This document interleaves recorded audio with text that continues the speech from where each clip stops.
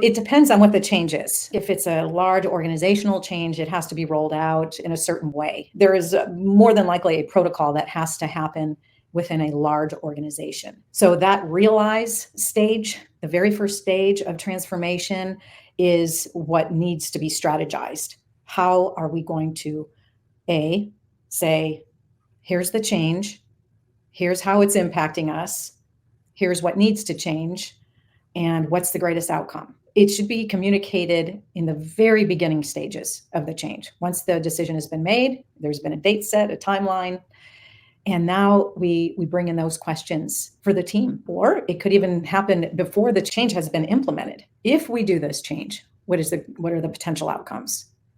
What else needs to change? What needs to be released when this change goes into effect? What will that do to our roles? And how will we respond? Will it create more stress on the team? Will it create more of a bonding thing? How can we create more of a bonding experience through this and work together as opposed to separating? You want people to come together and collaborate. How can we reinvent ourselves? How can we use this change to become better?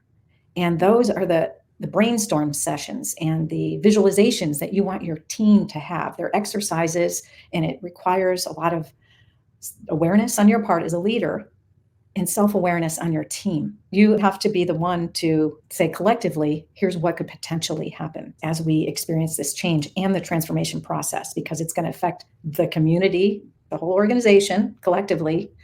But more importantly, I want to know how it's going to impact you as an individual. And let's work on that. Because if you thrive through this change, we all win.